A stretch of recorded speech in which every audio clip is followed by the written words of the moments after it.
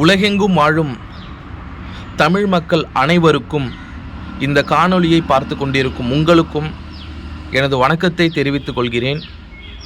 நான் இந்த தமிழர் பேரின கட்சி என்ற வலைதளத்தை துவங்கியதன் நோக்கம் என்ன என்று கேட்டால்,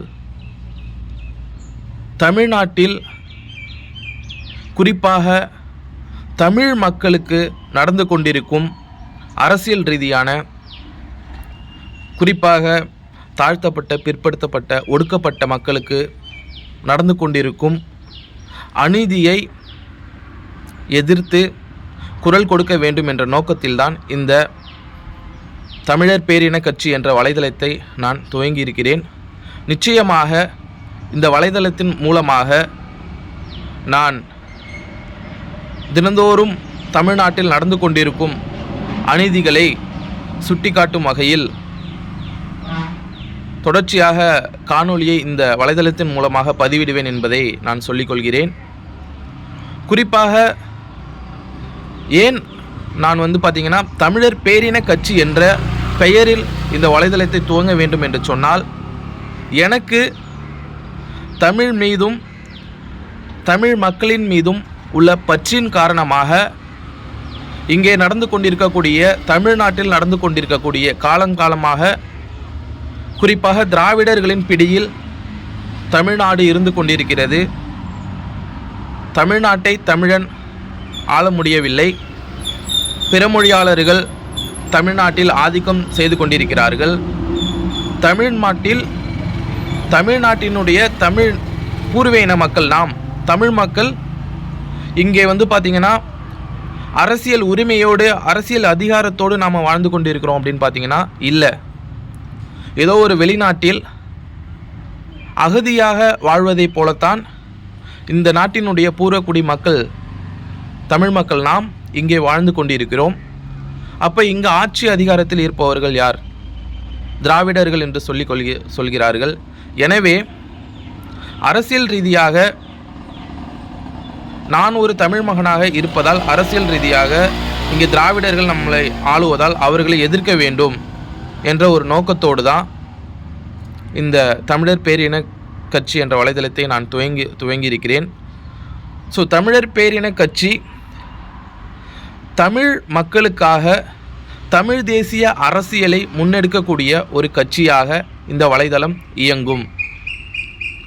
எனவே இந்த காணொளியை பார்த்து கொண்டிருக்கக்கூடிய நீங்கள் ஒரு தமிழராக இருக்கிறீர்கள் என்று சொன்னால், நீங்களும் இந்த தமிழர் பேரின கட்சியில் இணைய வேண்டும் என்று சொன்னால், நம்முடன் நம்மளுடைய சேனலை சப்ஸ்கிரைப் செய்து இந்த தமிழர் பேரின கட்சியில் இணைந்திடுங்கள் என்று இந்த நேரத்தில் நான் சொல்லிக்கொள்கிறேன்.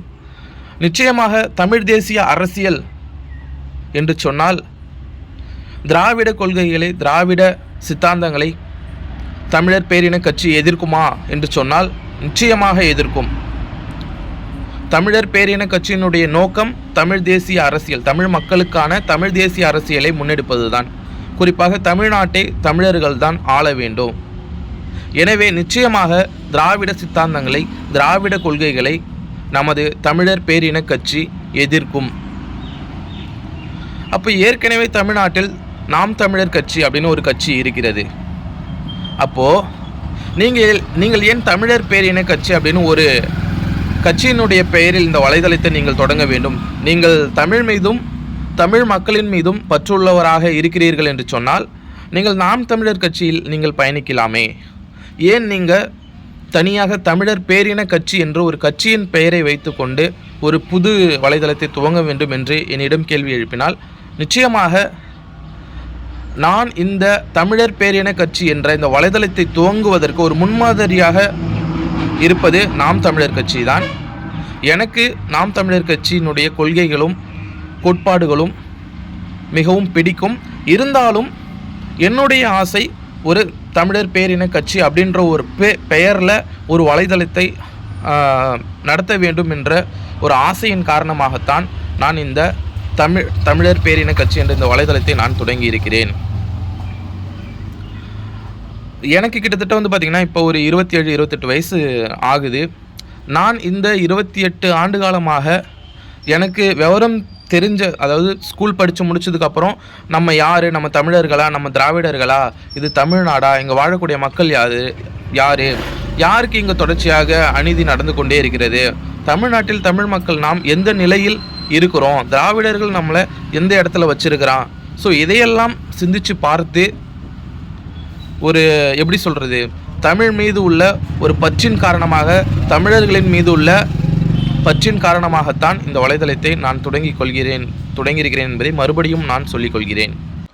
தமிழர் பேரினுடைய கட்சியினுடைய இந்த சேனலுடைய தம்ப்நெயிலில் நீங்கள் வந்து பார்த்துருப்பீங்க, லோகோவில் பார்த்துருப்பீங்க, சமூக நீதி சமத்துவம்.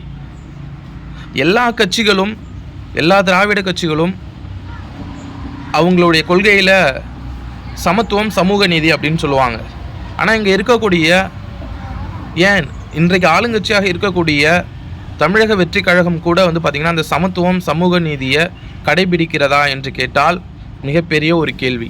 இதற்கு முன்பு தமிழ்நாட்டை ஆண்ட திராவிட கட்சிகள், அது திராவிட முன்னேற்ற கழகமாக இருக்கட்டும், அனைத்திந்திய அண்ணா திராவிட முன்னேற்ற கழகமாக இருக்கட்டும், அவர்கள் அந்த சமத்துவம் சமூக நீதியை கடைபிடித்தார்களா என்று கேட்டால் இல்லை. எனவே தமிழர் பேரின கட்சி 100% தமிழ்நாட்டில் வாழ்கிற சாதி மதம் பார்க்காமல் அனைத்து மக்களும் சமம் என்ற சமத்துவ கொள்கையை பின்பற்றும். எல்லோருக்கும் சமூக நீதி அப்படின்னு எல்லா அரசியல் கட்சியும் சொல்கிறாங்க. ஆனால் எல்லாருக்கும் சமூக நீதி இங்கே கிடைக்குதா அப்படின்னு கேட்டால் இல்லை.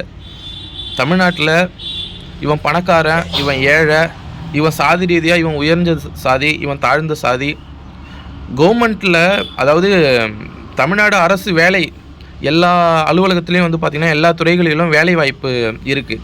அப்போ இங்கே வாழ்கிற எல்லா சாதி ரீதியாக எல்லா மக்களுக்குமே வந்து பார்த்திங்கன்னா ஒரு சமத்துவமான ஒரு சமூக ரீதியாக வந்து பார்த்திங்கன்னா வேலை வாய்ப்பு கொடுக்குறாங்களா அப்படின்னு கேட்டால் கொடுக்குறாங்களா? இல்லை. இப்போது சாதி ரீதியாக தான் வந்து பார்த்திங்கன்னா உயர்ந்த சாதி வகுப்பினருக்கு தான் இங்கே ஆப்பர்ச்சுனிட்டி வந்து நிறையா இருக்குது, வேலை வாய்ப்பு இருக்குது.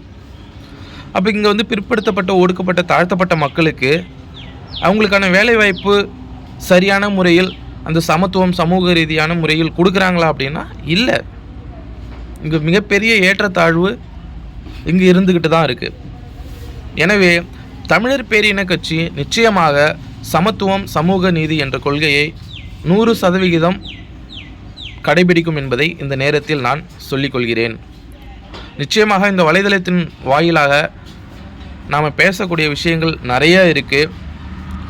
குறிப்பாக திராவிடர்கள்னால் யார், தமிழர்கள்னால் யார், இன்றைய காலகட்டத்தில் தமிழர்கள் எங்கே வாழ்ந்துக்கிட்டு இருக்கிறாங்க, தமிழ் பேசக்கூடியவர்களாம் தமிழர்களா, அப்போ தமிழ்நாட்டில் திராவிடர்கள் என்று சொல்கிறாங்க, அப்போ திராவிடர்கள் என்று தமிழ்நாட்டில் வாழக்கூடிய எந்த வகுப்பினரை எந்த மக்களை இந்த திராவிடர்கள் என்று குறிப்பிடுகிறார்கள்?